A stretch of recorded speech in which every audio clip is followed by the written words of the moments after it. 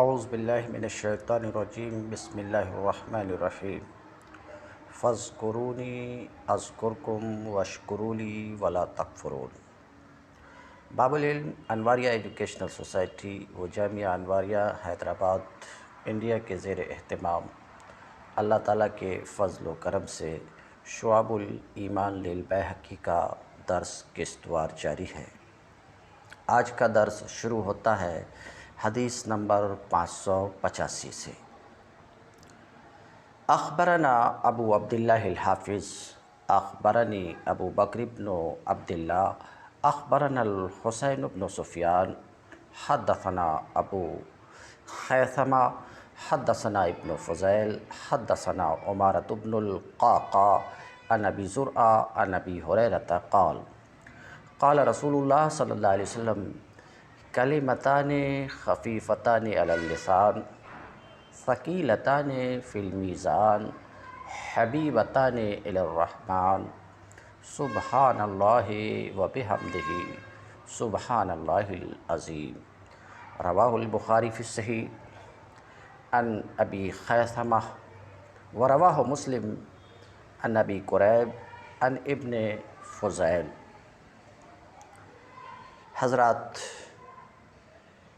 یہ روایات اور احادیث کا جو سلسلہ جاری ہے، یہ احادیث فصل فی ادامت ذکر کے ذیل میں ہے، یعنی مصنف نے فصل باندھا ہے ذکر کی پابندی کا، اور اسی فصل کے ذیل میں یہ احادیث آ رہی ہیں، آئی ہیں۔ اس گفتگو سے یہ بات آپ پر واضح ہو چکی ہے کہ گفتگو جاری ہے ذکر کی پابندی میں، تو آپ نے سماعت فرمایا کہ ذکر کس قدر ضروری ہے انسان کی روحانی زندگی کے لیے۔ تو آپ نے سماعت فرمایا کہ جس طرح انسان کی جسمانی زندگی کے لیے ہوا، پانی، کھانا ضروری ہے، اسی طریقے سے روحانی زندگی کے لیے ذکر ضروری ہے، یعنی جس طریقے سے جسم انسانی جسم ہوا، پانی اور دانہ و کھانا کے بغیر باقی نہیں رہ سکتا، ایسے روح میں ذکر کے بغیر بالیدگی نہیں ہو سکتی۔ یہ تو آپ نے ما سبق میں سماعت فرما لیا، اور یہ بھی آپ نے سن لیا کہ اللہ تعالیٰ کا ذکر کس قدر ضروری ہے، کس قدر ضروری ہے۔ اس کی اہمیت کا تو اندازہ آپ اس سے لگا لیں، اور یہ حدیث گزر چکی ہے، پھر بھی میں ذکر کر رہا ہوں، اسی شعب الایمان میں یہ حدیث گزر چکی ہے۔ بہرحال ذکر کی اہمیت کیا ہے، ذکر کا مقام کیا ہے، اس کی اہمیت کا اندازہ آپ اس سے لگا لیں کہ نبی کریم صلی اللہ علیہ وسلم کا ارشاد مبارک ہے کہ جو ذکر کرنے والے اور جو ذکر کرنے والا نہیں ہے، اس کی مثال زندہ اور مردہ کی سی ہے۔ یعنی ذکر کرنے والا کو رسول اللہ صلی اللہ علیہ وسلم نے زندہ قرار دیا، اور ذکر نہ کرنے والے کو رسول اللہ صلی اللہ علیہ وسلم نے مردہ قرار دیا۔ اسی فصل کے اندر یہ حدیث ما سبق میں گزر چکی ہے۔ تو ذاکر شخص، اللہ کا ذکر کرنے والا، اللہ کو یاد کرنے والا، ذکر الہی میں مصروف رہنے والا آدمی، ذاکر آدمی زندہ ہوتا ہے، اور جو ذاکر نہیں ہے وہ مردہ ہے۔ اس سے آپ اندازہ کر لیں کہ اللہ جل شانہ نے ذکر کو ہماری روحانی زندگی کے لیے کس قدر ضروری اور اہم قرار دیا ہے۔ پھر اللہ پاک نے اس پر کوئی پابندی بھی نہیں لگائی، وضو کی پابندی نہیں لگائی، صرف ایک پابندی لگائی ہے کہ گندی جگہ پر نہ کرو۔ باقی ہر طرح سے اللہ پاک کا نام لیا جا سکتا ہے، لیٹے کھڑے بیٹھے ہر طرح سے اللہ کا ذکر کیا جا سکتا ہے۔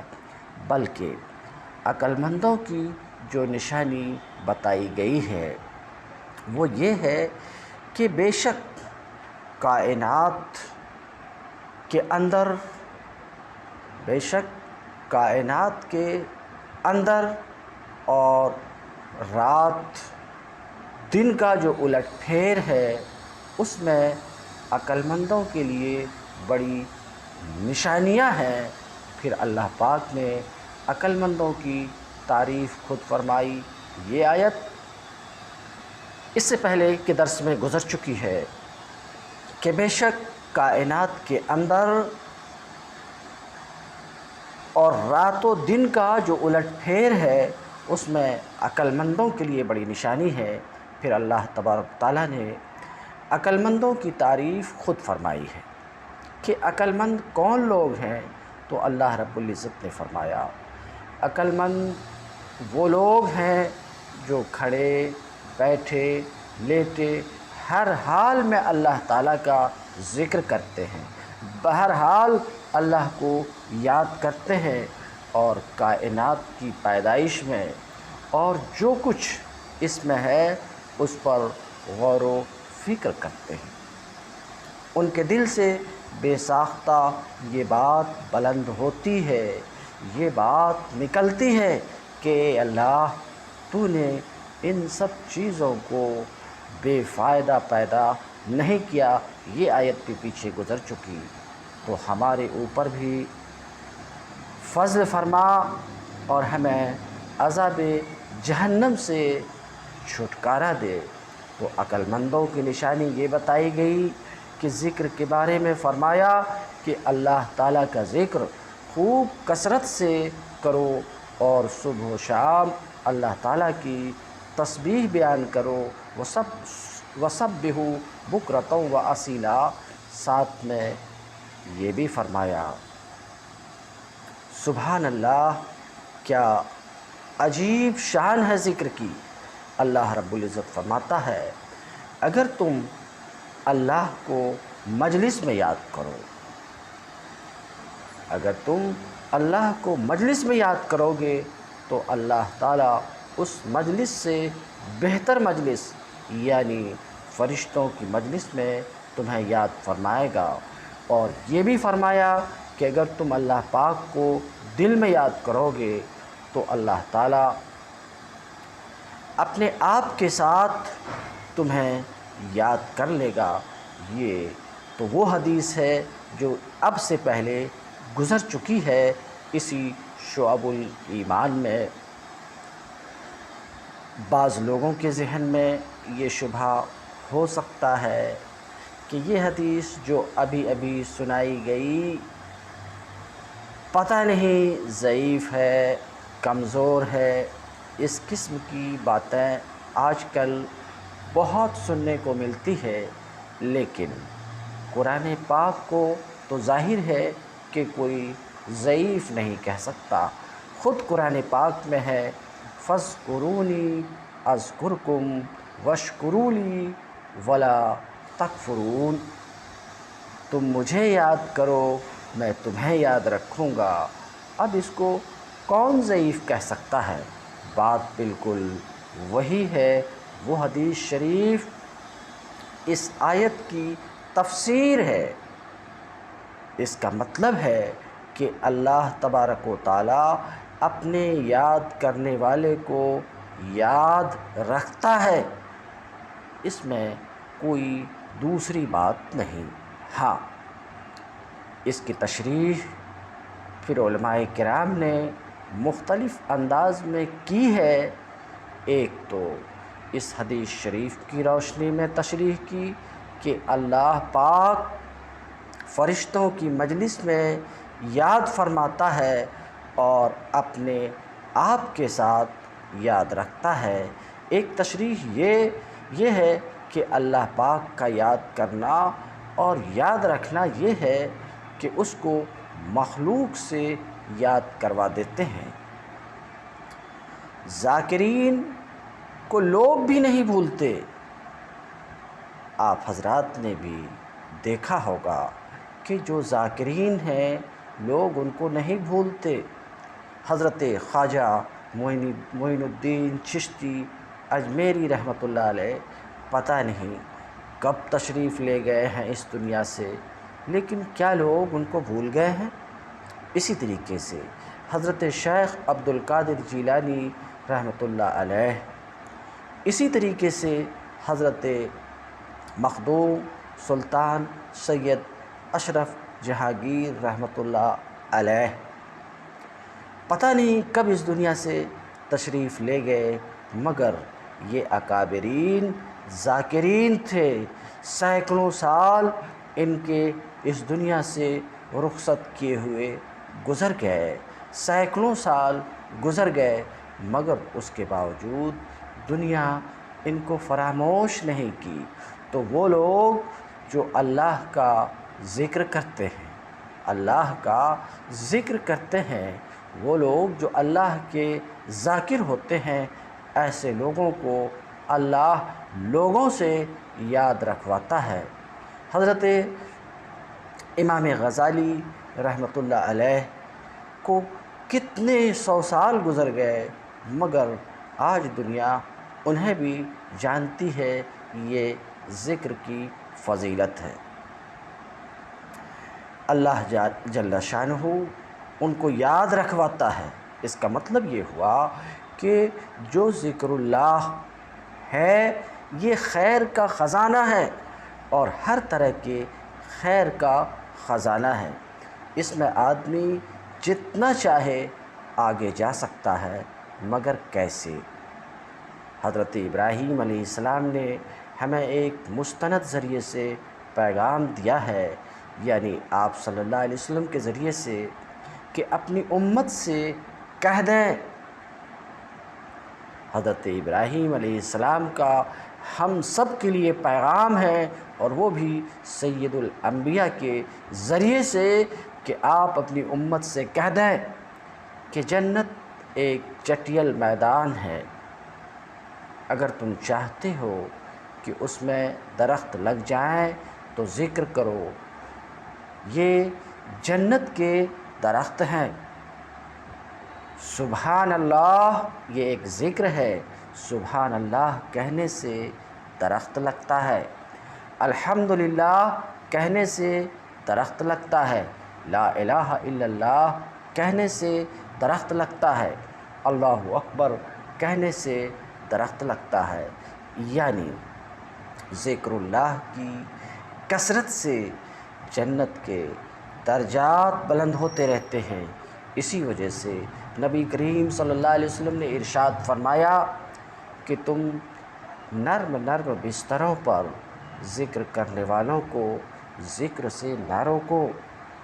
بعض لوگ مالدار ہوتے ہیں، اللہ نے ان کو مال دیا ہوتا ہے، اب جن کو مالدار پیدا کیا ہے تو ظاہر ہے ان کے پاس صوفہ سیٹ بھی ہوں گے، اچھے اچھے بیڈ بھی ہوں گے، قالین بھی ہوں گی، یہ ساری چیزیں ہوں گی، لیکن اگر وہ اللہ کو نہیں بھولتے، اللہ کو یاد رکھتے ہیں، تو یہ چیزیں ماشاءاللہ ان کے لیے خیر کا ذریعہ بن رہی ہے۔ مثلاً ایک شخص ہے، وہ شاکر ہے، اللہ پاک نے اس کو گاڑی دی ہے، گاڑی میں بیٹھتا ہے تو کہتا ہے اے اللہ تیرا بڑا شکر ہے، اے اللہ تیرا بڑا شکر ہے، تو نے میرے لیے بڑی آسانی پیدا فرمائی ہے، تو نے میرے لیے بڑی آسانی پیدا فرمائی ہے، تو بڑی آسانی پیدا فرمائی ہے، بیٹھنے کے لیے گاڑی دیا ہے۔ اگر کوئی اس کی عزت کرتا ہے تو کہتا ہے اے اللہ تیرا بڑا شکر ہے کہ تو نے مجھے عزت دی ہے، یہ کہنے پر اس کا کام بن گیا۔ کھانا کھاتا ہے تو کہتا ہے الحمدللہ، کھانا بھی اس کا ذکر بن گیا۔ پانی پیتا ہے تب بھی الحمدللہ، وہی پانی پینا اس کے لیے ذکر بن گیا۔ بازار میں پھرتا ہے، کلمہ پڑھ لیتا ہے، چوتھا کلمہ پڑھ لیتا ہے، 30 لاکھ نیکیاں اس کو مل گئی۔ اس کے لیے بازار جانا خیر کا ذریعہ بن گیا۔ اگر مشکل وقت آ گیا تو انا للہ و انا الیہ راجعون پڑھا تو یہ ذریعہ بن گیا۔ خوشی کا وقت آیا، اللہ کا شکر ادا کیا، یہ بھی ذریعہ بن گیا۔ ہر حال میں مسلمان کی جیت ہی جیت ہے اگر وہ اللہ تعالیٰ کو یاد رکھتا ہے۔ زبان ایک چھوٹا سا عضو ہے، اس کو ہلانے میں کوئی زبردستی نہیں، کوئی پریشانی نہیں یا تکلیف نہیں ہوتی، لیکن آپ کو یہ ہر وقت فائدہ پہنچا سکتا ہے۔ ذکر کرنے کی عادت آپ کو ہر وقت فائدہ پہنچا سکتی ہے۔ آپ کے پاس کسی چیز کی کمی نہیں ہے، آپ اپنے درجات خود بلند کروا سکتے ہیں۔ اپنے گناہ معاف کروانے ہیں تو استغفار کا ذکر کیجئے۔ اللہ تعالیٰ کی رحمتوں کو اپنی طرف متوجہ کرانا ہے تو درود شریف پڑھیں۔ اللہ جل شانہ کی رحمت کی نگاہ اپنی طرف متوجہ کرانا ہے تو قرآن پاک کی تلاوت کریں۔ مطلب یہ ہے کہ ہر حالت میں آپ کما سکتے ہیں۔ یہ زندگی آپ کو اللہ پاک نے کمانے کے لیے دی ہے، لیکن اس کی قدر بھی تو کیجئے۔ قدر کرنے سے کام بنتا ہے۔ یہ ذکر ہمارے دلوں کے اندر اتر جائے تاکہ ہم ہر موقع پر ذکر کر سکیں۔ جو باتیں میں اس وقت کر رہا ہوں یہ معلومات کی حد تک ہیں۔ ہو سکتا ہے آپ میں سے بہت سارے لوگوں نے یہ باتیں پہلے بھی سنی ہوں، تو وجہ کیا ہے کہ وقت پر ذکر کیوں یاد نہیں رہتا؟ وقت پر انسان کی زبان سے بے صبری کے الفاظ کیوں نکلتے ہیں؟ ناشکری کے کلمات کیوں نکلتے ہیں؟ موقع پر انسان سے لایعنی گفتگو کیوں ہوتی ہے؟ وقت پر انسان کو ذکر کیوں یاد نہیں آتا؟ واقعی مسئلہ ہے، لیکن وہ مسئلہ کیا ہے؟ وہ مسئلہ یہ ہے کہ دل بیمار ہے۔ بیمار دل میں خدا کہاں آتا ہے؟ اس کے لیے انسان کو ایک اور محنت کرنے کی ضرورت ہوتی ہے۔ یہ علمی باتیں ہیں، ان علمی باتوں پر انسان کو یقین آ جائے، اس پر عمل ہو جائے، اس پر دوام آ جائے، اس کے اندر ایک اخلاص آ جائے، پھر وہ اخلاص قبول ہو جائے تو سبحان اللہ پھر بات بنے گی۔ ہم نے ان لوگوں کو دیکھا ہے جنہوں نے وقت کی قدر کی ہے، جنہوں نے وقت کی قدر کی ہے کہ سفر ہو، حضر ہو، بھیڑ ہو، تنہائی ہو، بہرحال اللہ کا ذکر کرتے ہیں، اللہ کا ذکر کرتے ہیں۔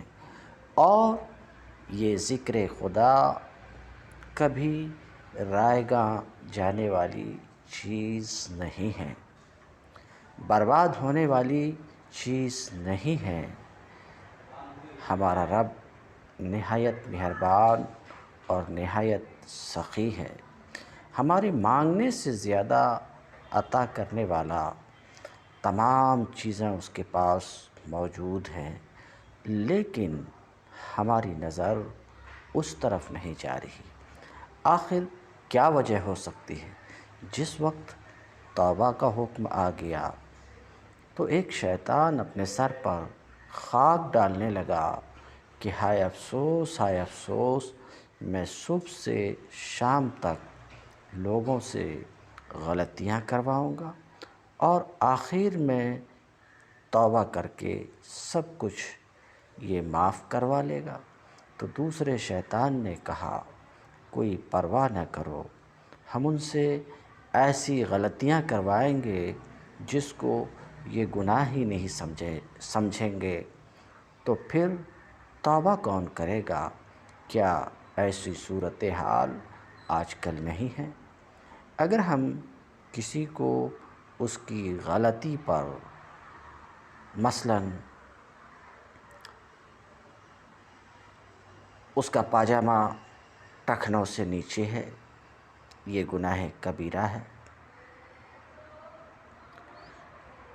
یہ گناہ کبیرہ ہے۔ اگر ہم کسی کو اس کی غلطی پر مثال کے طور پر اس کا پاجامہ ٹخنوں سے نیچے ہے، یہ گناہ کبیرہ ہے، اس میں میری اور آپ کی بات نہیں چلتی، یہ تو خدا کا حکم ہے۔ کتابوں میں دیکھ لیجئے، کبائر گناہ میں یہ لکھا ہوا ہے، امام غزالی کی کتاب میں اور بہت سارے علماء کرام نے کتابیں لکھی ہیں، اس میں جو کبیرہ گناہوں کی تفصیل ہے اس میں لکھا ہے کہ مردوں کے لیے ٹخنوں سے نیچے پاجامہ ہونا گناہ کبیرہ ہے، عورتوں کے لیے ٹخنوں سے اوپر ہونا گناہ کبیرہ ہے۔ اب آپ اندازہ کر لیں کہ عورتوں کا پاجامہ ٹخنوں سے اوپر جا رہا ہے اور مردوں کا پاجامہ نیچے آ رہا ہے، یہ کیا ہے؟ اس میں انسان کو ملتا کیا ہے؟ کچھ بھی نہیں ملتا۔ اب اگر آپ کسی کو کہہ دیں کہ ٹخنوں سے پاجامہ اونچا کر لیں تو وہ آگے سے جواب دے گا تمہیں کیا ہے، چلیں جی بڑی غلطی ہو گئی، آپ سے بات کی، معافی چاہتے ہیں، اور کیا کر سکتے ہیں، معافی ہی مانگنی پڑے گی۔ آدمی اس بات پر ایسے غضبناک ہو جاتا جیسے ہم نے اس پر کوئی تلوار چلائی ہو۔ اب بتائیں ایسا شخص اس چیز سے توبہ کرے گا؟ نہیں کرے گا، ورنہ حکم بالکل واضح ہے، توبہ کرے گا تو سب کچھ معاف، لیکن توبہ کیسے کرے گا؟ وہ تو اس کو غلطی ہی نہیں سمجھ رہا، الٹا آپ کو دلائل دینا شروع کر دے گا، اس طرح لا علمی میں انسان کے اکاؤنٹ میں بہت سے ایسے گناہ ریکارڈ ہو جاتے ہیں جس کا انسان کو اندازہ بھی نہیں ہوتا ہے۔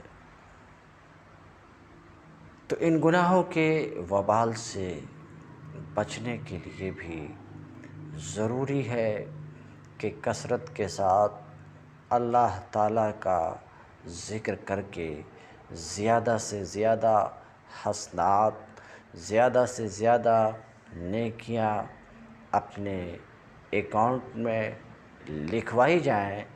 بہرحال اب تک تو یہ جو میں گفتگو کیا یہ ذکر عام میں گفتگو تھی۔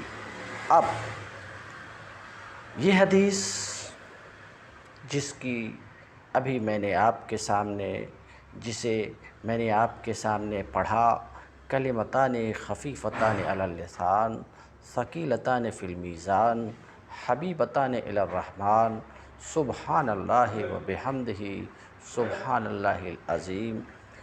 مناسب معلوم ہوتا ہے کہ اولاً سبحان اللہ و بحمدہ اور سبحان اللہ العظیم کے فضائل آپ کے سامنے مختصراً بیان کروں۔ اس تمہید کے بعد اب شعب الایمان للبیہقی کی حدیث نمبر 585 سے سبحان اللہ بحمدہ، سبحان اللہ العظیم کی فضیلت جاننے کی کوشش کرتے ہیں۔ امام بیہقی کہتے ہیں اخبرنا ابو عبداللہ الحافظ، خبر دیے ہم کو ابو عبداللہ حافظ، وہ کہتے ہیں خبر دیے مجھ کو ابو بکر بن عبداللہ، وہ کہتے ہیں خبر دیے ہم کو حسن بن سفیان، وہ کہتے ہیں کہ حدیث بیان کی ہم سے ابو خیثمہ، وہ کہتے ہیں حدیث بیان کیے ہم سے ابن فضیل، وہ کہتے ہیں حدیث بیان کی ہم سے عمارہ بن قعقاع، وہ روایت کرتے ہیں ابو زرعہ سے، وہ روایت کرتے ہیں حضرت ابو ہریرہ رضی اللہ تعالی عنہ سے۔ حضرت ابو ہریرہ کا مختصر ترجمہ اس سے پہلے کسی درس میں بیان کر چکا ہوں۔ حضرت ابو ہریرہ کہتے ہیں رسول اللہ صلی اللہ علیہ وسلم نے فرمایا کلمتان خفیفتان علی اللسان، دو کلمے، یہ دو کلمے ہیں جو زبان پہ ہلکے پھلکے ہیں، ثقیلتان فی المیزان، مگر میزان میں ترازو میں بڑے بھاری ہیں، حبیبتان الی الرحمن، رحمان کو یہ دونوں کلمے محبوب ہیں، پسند ہیں، اور یہ دونوں کلمے کیا ہیں؟ سبحان اللہ و بحمدہ اور سبحان اللہ العظیم۔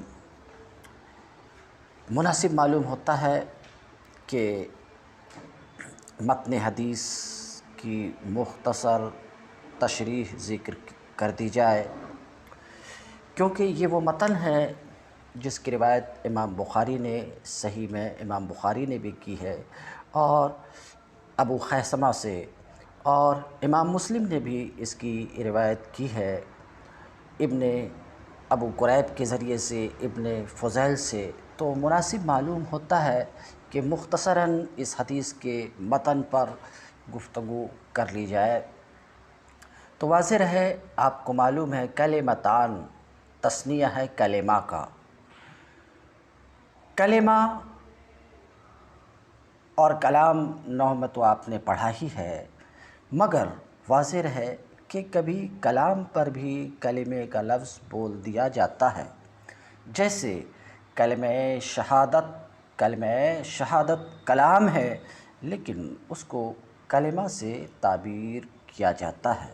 اسی طرح یہاں بھی سبحان اللہ و بحمدہ ایک کلام ہے، ایک پوری بات ہے، اور سبحان اللہ العظیم دوسرا کلام ہے، لیکن ان دونوں کو کلمتان یعنی دو کلمے کہا گیا ہے، دو کلمے کہا گیا ہے۔ اس حدیث پاک میں کلمات کی 3 صفت بتائی گئی ہے،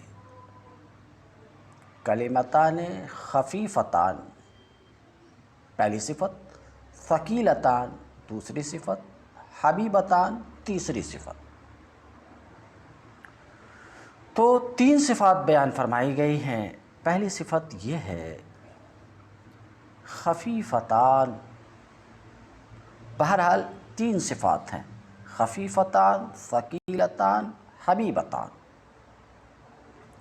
یہ دو کلمے، ایک صفت تو یہ ہے کہ یہ دو کلمے رحمان کو نہایت محبوب ہیں، یعنی یہ دونوں کلمے رحمان کو کیوں بہت محبوب و پیارے ہیں، ذرا غور کریں۔ ہر آدمی چاہتا ہے کہ میری طرف کوئی برائی منسوب نہ کی جائے اور میری طرف خوبی کی نسبت کی جائے۔ جب انسان کو اپنے سے برائی کی نفی اور اپنے لیے خوبی کا اثبات ہے، تو حضرت رحمان کو کیوں کر یہ محبوب نہ ہوگا۔ وَلَهُ الْمَثَلُ الْأَعْلَىٰ، اللہ تعالیٰ تو اس کا زیادہ حقدار ہے۔ جو کچھ ابھی میں عرض کیا اس کا حاصل یہ کہ یہ دونوں کلمے رحمان کو کیوں محبوب ہیں، وجہ یہ ہے کہ پہلا کلمہ دیکھیے سبحان اللہ و بحمدہ، اس میں اس کا معنی اگر اپنے ذہن میں رکھیں تو بات صاف ہو جائے گی۔ اللہ ہر عیب اور نقص سے پاک ہے اور ہر ایسی چیز سے پاک ہے جو کسی مخلوق سے مشابہت رکھے۔ تو سبحان اللہ جب آپ نے کہا تو گویا کہ یہ کہہ دیا کہ اللہ ہر عیب سے پاک ہے، اللہ ہر کمی سے پاک ہے، اللہ کے اندر کسی طرح کی کوئی کمی نہیں ہے، کوئی نقص نہیں ہے، کوئی عیب نہیں ہے۔ تو اللہ رب العزت سے آپ نے سبحان اللہ کہہ کر کے ہر عیب، ہر نقص، ہر کمی کی نفی کر دی۔ یہ وجہ ہے سبحان اللہ کے اللہ کے نزدیک محبوب اور پیارے ہونے کی۔ اور ساتھ میں جب بحمدہ آپ نے کہا تو یہ کہہ دیا کہ ہر خوبی اللہ کے لیے ثابت ہے، یعنی جو بھی خوبی اور کمال ہے وہ سب اللہ کے لیے ثابت ہے۔ ہر ایک خوبی اور تمام کمال اللہ کے لیے ہے۔ یہی وجہ ہے کہ یہ دو کلمے رحمان کو بہت پیارے ہیں۔ کچھ علماء فرماتے ہیں کہ ان دو کلمات کہ رحمان کو محبوب ہونے کا مطلب یہ ہے کہ ان کلمات کا پڑھنے والا اللہ کو محبوب ہے۔ اس قول کے اعتبار سے اس میں مجاز ہے۔ دوسرے کچھ علماء فرماتے ہیں کہ یہاں مجازی معنی مراد لینے کی کوئی ضرورت نہیں، اور حدیث پاک کا مطلب یہ ہے کہ خود یہ دو کلمات، کون سے دو کلمات؟ سبحان اللہ و بحمدہ سبحان اللہ العظیم، خود یہ دو کلمات اللہ تعالیٰ کو بہت محبوب ہیں۔ اس کی تائید صحیح مسلم وغیرہ کی حضرت ابو ہریرہ رضی اللہ تعالیٰ عنہ کی روایت سے ہوتی ہے۔ رسول اللہ صلی اللہ علیہ وسلم نے ارشاد فرمایا، ان احب الکلام الی اللہ ان یقول العبد سبحان اللہ و بحمدہ۔ تو دیکھیے اس حدیث میں تصریح ہے کہ خود یہ کلام اللہ کو محبوب ہے۔ اللہ تعالیٰ کو سب سے محبوب کلام بندے کا سبحان اللہ و بحمدہ کہنا ہے، سبحان اللہ و بحمدہ کہنا ہے۔ اس حدیث پاک میں اللہ تعالیٰ کی محبت کا تعلق سبحان اللہ و بحمدہ کلمہ سے بیان کیا گیا۔ اور بھی روایات اس کی مؤید ہیں۔ ظاہر ہے کہ جب حدیث میں منقول یہ دو کلمے رحمان کو بہت محبوب ہیں تو ان کلمات کا پڑھنے والا بھی رحمان کو محبوب ہوگا۔ یہ یاد رکھیے کہ رحمان کا ان دو کلمات سے یا ان کے پڑھنے والے سے یا دونوں سے محبت کرنا اس کے شایان شان ہے، لہٰذا کسی تاویل کی ضرورت نہیں رہتی، اور بات بالکل صاف ہے کہ یہ دو کلمے یعنی سبحان اللہ و بحمدہ سبحان اللہ العظیم اللہ کو بہت محبوب ہیں۔ اور ظاہر سی بات ہے جب یہ دو کلمے بہت محبوب ہیں تو ان دو کلموں کا ورد کرنے والا، ذکر کرنے والا، پڑھنے والا بھی رحمان کو، اللہ کو محبوب ہے۔ ان دو کلموں کے اندر سبحان اللہ و بحمدہ سبحان اللہ العظیم، یہ تو دو کلمے رہے۔ اس حدیث میں جو الفاظ ہیں حبیبتان الی الرحمن، اللہ تعالیٰ رحمان اللہ تعالیٰ کے اسماء حسنی میں سے اس حدیث میں یہاں بطور خاص رحمان کو ذکر کیا گیا ہے۔ اس کی وجہ غالباً یہ ہوگی کہ حدیث پاک میں اللہ تعالیٰ کی حمد کے ساتھ پاکی بیان کرنے کی جزا کا بیان ہوا، جس سے معلوم ہوتا ہے کہ اللہ تعالیٰ عمل قلیل پر بھی اجر جزیل اور ثواب کثیر عطا فرماتا ہے۔ اس سے نوازتا ہے۔ اس اعتبار سے یہ حدیث رحمان کی اپنے بندوں پر رحمت کی وسعت کو بیان کرنے پر مشتمل ہے، اور اسماء حسنہ میں سے اس کے مناسب نامی رحمان ہے۔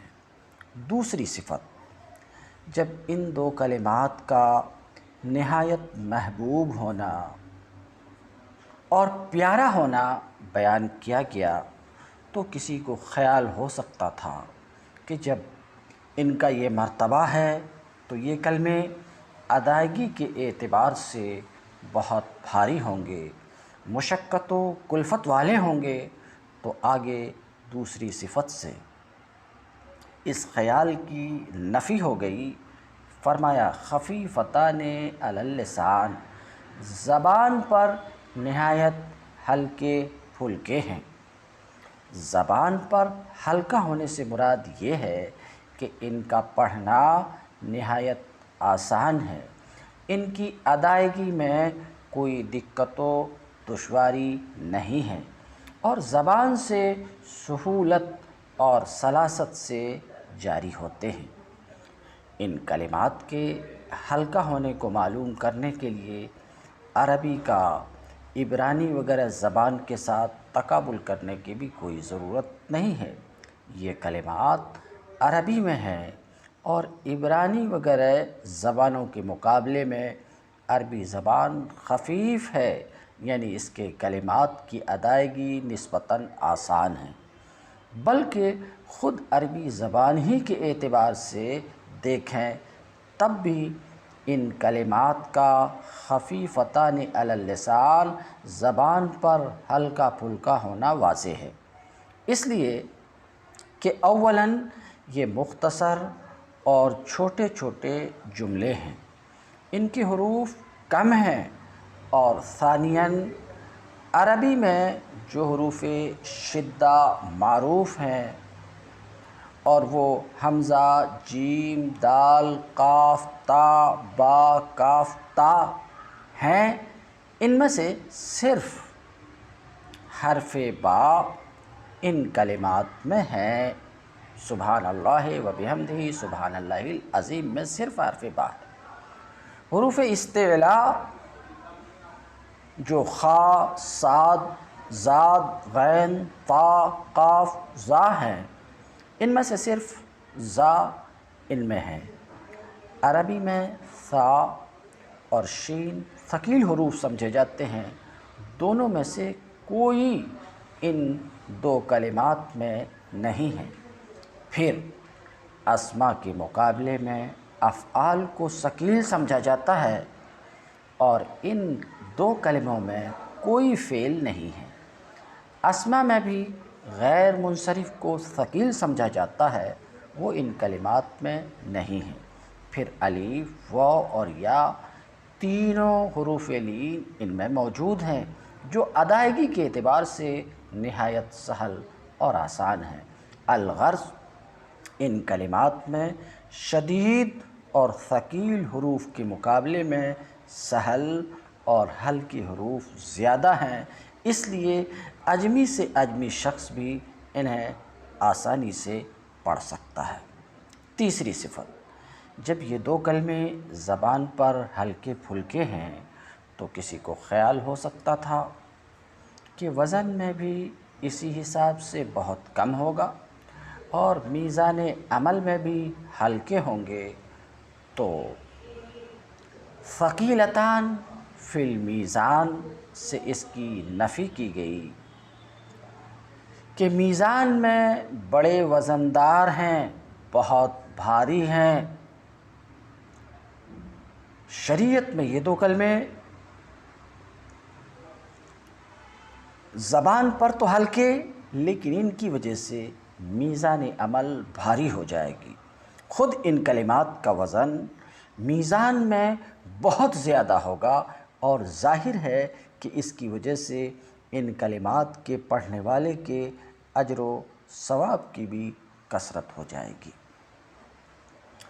مذکورہ کلمات کی یہ فضیلت کیوں ہے؟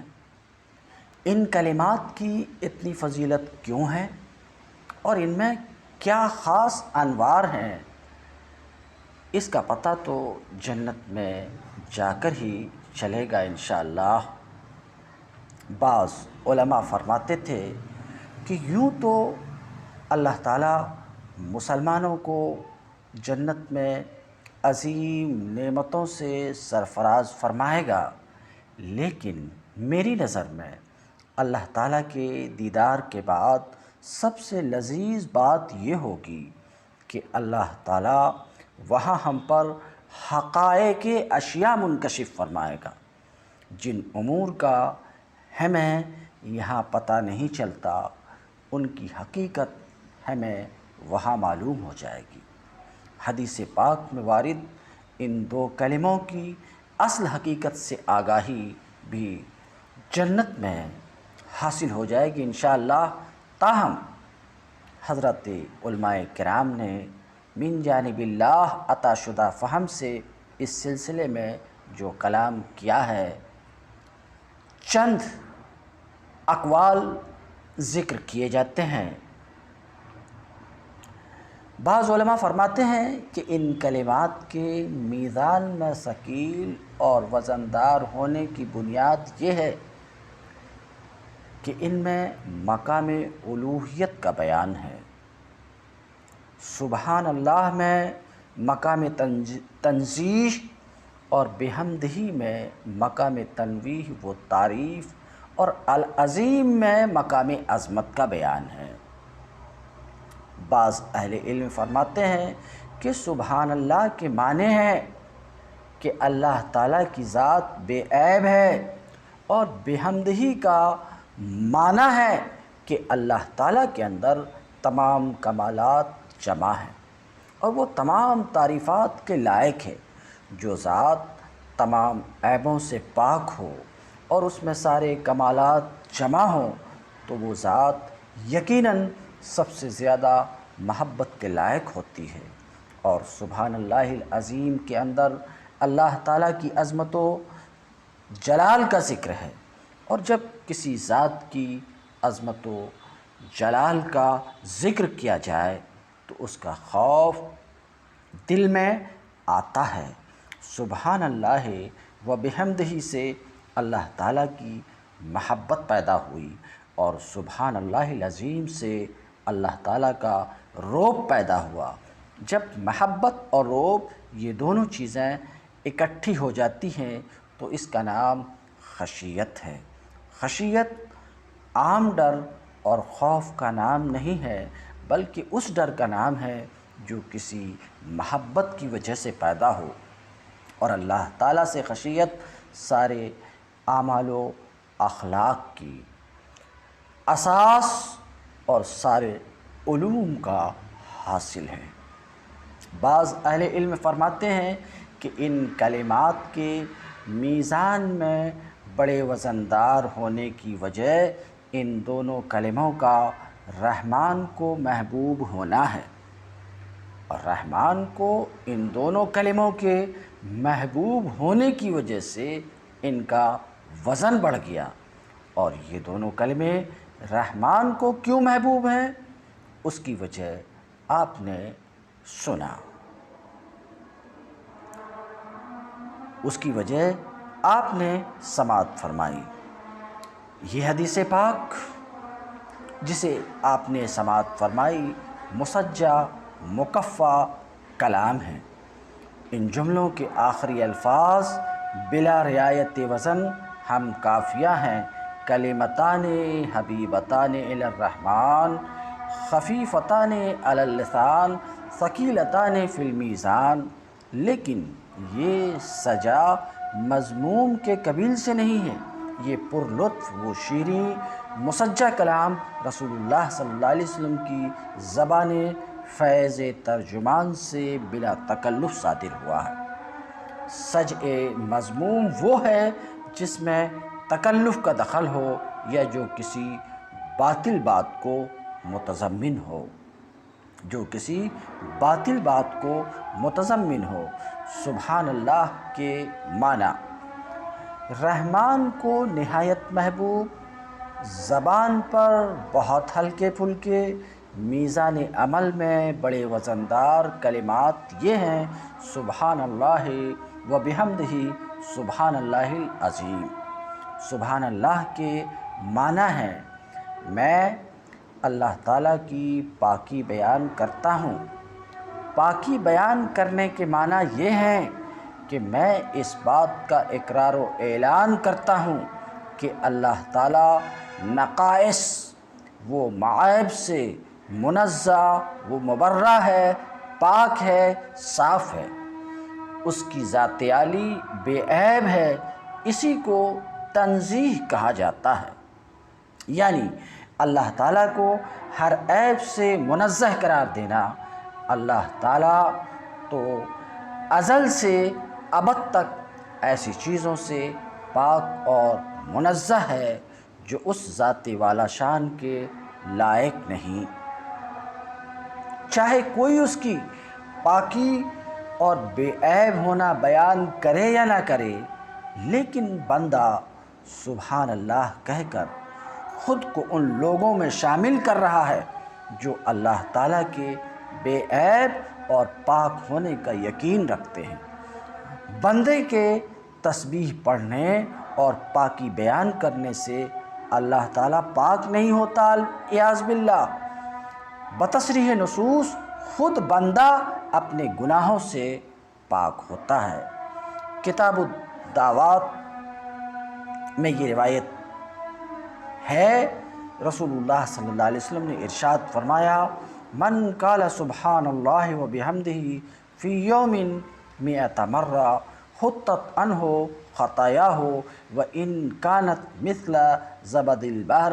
ابھی آگے یہ حدیث آ رہی ہے کہ جو دن میں سبحان اللہ و بحمدہ 100 بار پڑھ لے، اس کے سارے خطایا، اس کے سارے گناہ معاف ہو جائیں گے، اگرچہ وہ گناہ سمندر کے جھاگ کے برابر ہوں۔ یہاں جزا من جنس العمل کا قانون کار فرما ہے، یعنی جیسا عمل ویسا ہی بدلہ۔ جب بندہ اپنے رب سے نقائص و معائب کی نفی کرتا ہے، تمام عیب کی نفی کرتا ہے، تمام کمیوں کی نفی کرتا ہے، تو رب العالمین جو اکرم الاکرمین ہے اپنی طرف سے یہ بدلہ دیتا ہے کہ اپنے بندے سے نقائص و معائب کو دھو دیتا ہے، اس کے گناہوں کو معاف فرما دیتا ہے۔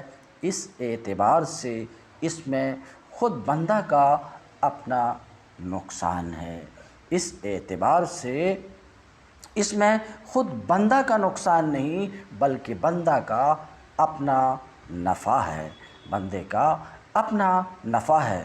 قرآن مجید میں رسول اکرم صلی اللہ علیہ وسلم، دیگر حضرات انبیاء کرام علیہ السلام، حضرات ملائکہ، مومنین، حیوانات و جمادات اور تمام موجودات سے متعلق کم و بیش 30 صورتوں سے تسبیح کا ذکر آیا ہے۔ کہیں سبحان کا لفظ ہے تو کہیں سبح فعل امر کے طور پر، کہیں سبح فعل ماضی کے طور پر، کہیں یسبح فعل مضارع کے طور پر۔ آخر کوئی تو بات تھی کہ فتح مکہ جو عظیم ترین فتح تھی، جو در حقیقت سارے عرب کی فتح تھی، اس موقع پر اللہ تعالیٰ نے عام لوگوں سے متعلق کوئی اہم پیغام رسول اللہ کو نہ دیتے ہوئے تسبیح و تحمید کے اہتمام کی تلقین فرمائی۔ اور بحمدہ اس میں اللہ تعالیٰ کے لیے خوبیوں اور کمالات کا اس بات ہے، اس بات کو ثابت کرنا ہے کہ تمام خوبیاں، تمام کمالات اللہ تعالیٰ کے لیے ثابت ہیں۔ اس میں اختلاف ہے کہ یہاں واو کون سا ہے اور با کون سی ہے۔ چند اقوال سماعت فرمائیں۔ واو عاطفہ ہے اور با سببیہ ہے۔ تقدیر عبارت اس طریقے سے ہے، اسبح اللہ تعالی تسبیحاً واثنی علیہ بسبب حمدہ، میں اللہ تعالیٰ کی پاکی بیان کرتا ہوں اور اس کی ثنا کرتا ہوں اس لیے کہ اس نے اپنی حمد و تعریف کی ہے۔ دوسرا قول واو عاطفہ ہے اور با استعانت کے لیے ہے اور تقدیر عبارت اس طریقے سے ہے، اسبح اللہ تعالی تسبیحاً بمعونتہ ہی نعمت توجب علی حمدہ، میں اللہ تعالیٰ کی پاکی بیان کرتا ہوں لیکن اپنی قوت و طاقت سے نہیں بلکہ اللہ تعالیٰ کی مدد سے، جو ایک ایسی نعمت ہے جو مجھ پر اس کی حمد و ثنا کو واجب کرتی ہے۔ اور واو عاطفہ ہے، با ملاوست کے لیے ہے اور حمد کی اضافت فاعل کی طرف ہے، تقدیر عبارت یہ ہے، اسبح اللہ تعالی وتلبس بحمدہ اے بتوفیقہ، میں اللہ تعالیٰ کی پاکی بیان کرتا ہوں اور میرا اس کی پاکی بیان کرنے میں لگنا اس کی توفیق سے ہے، وہ عاطفہ ہے۔ اس طرح کے اور بھی اس سلسلے میں اقوال ہیں۔ صفات باری تعالیٰ میں سے یہاں پر رحمان کے لفظ کا استعمال ہوا ہے۔ واضح رہے اور یہ بات ما سبق میں اسماء باری کے بیان میں گزر چکی کہ صفات باری تعالیٰ کی دو قسمیں ہیں۔ باری تعالیٰ کے صفات دو طرح کے ہیں، ایک صفات عدمیہ یا سلبیہ، ان کو صفات جلال کہا جاتا ہے، دوسرے صفات وجودیہ یا ثبوتیہ، ان کو صفات اکرام کہا جاتا ہے، اور یہ اللہ تعالیٰ کے قول ذوالجلال والاکرام سے ماخوذ ہے۔ صفات عدمیہ، جلال سے مراد وہ صفات ہیں جن کے ذریعے باری تعالیٰ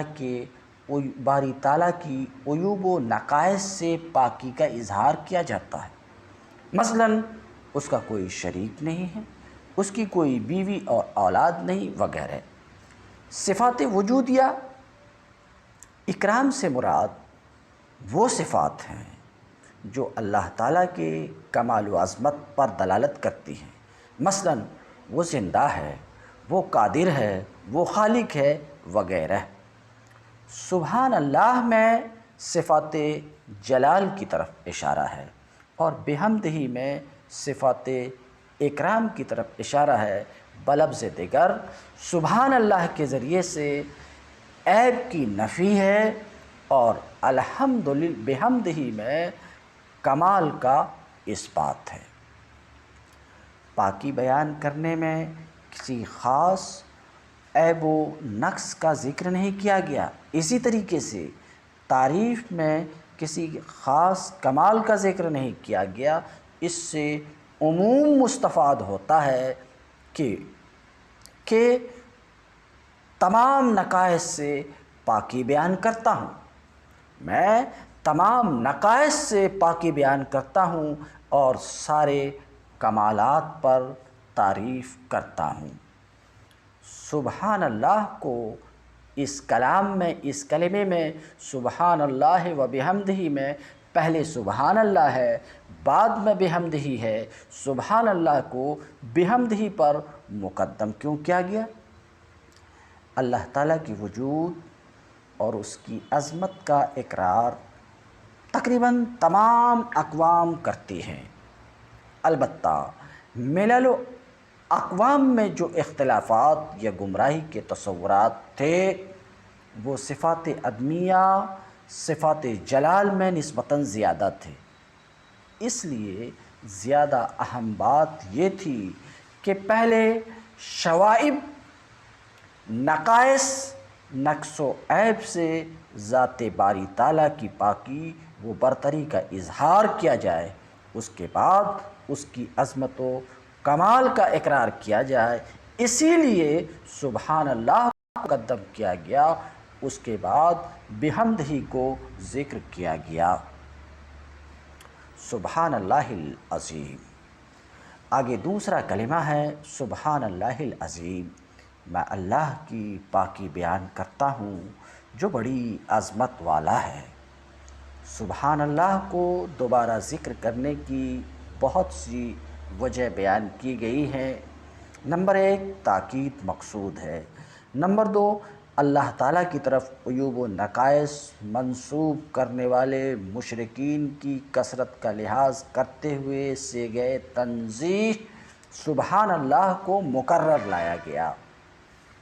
نمبر 3 اس بات کی طرف متوجہ کرنا ہے کہ اللہ تعالیٰ کے عیوب و نقائص سے پاک ہونے کا ادراک تو عقل سے بھی ہو سکتا ہے، لہٰذا اس کے اقرار سے باز نہیں رہنا چاہیے، نہ کوتاہی کرنی چاہیے۔ ہاں، کمالات کا معاملہ دوسرا ہے، عقل ان کے حقائق کے ادراک سے قاصر ہے۔ ظاہر الفاظ کی طرف نظر کرتے ہوئے سبحان اللہ مکرر ہے اور بحمدہ میں تکرار نہیں ہے، ورنہ در حقیقت جو مضمون سبحان اللہ و بحمدہ میں بیان ہوا ہے اسی کو یہاں سبحان اللہ العظیم سے ادا کیا گیا، کیونکہ عظیم کے معنی ہے بڑائی والا، بڑائیوں والا، اور عظمت کاملہ والا وہی ہے جو تمام خوبیوں کا جامع ہو۔ یہی بحمدہ کا مطلب ہے۔ ان کلمات کی فضیلت کے پیش نظر ان کو پڑھتے رہنے میں آدمی کو دریغ نہیں کرنا چاہیے، کم از کم دن میں 100 بار پڑھ لے۔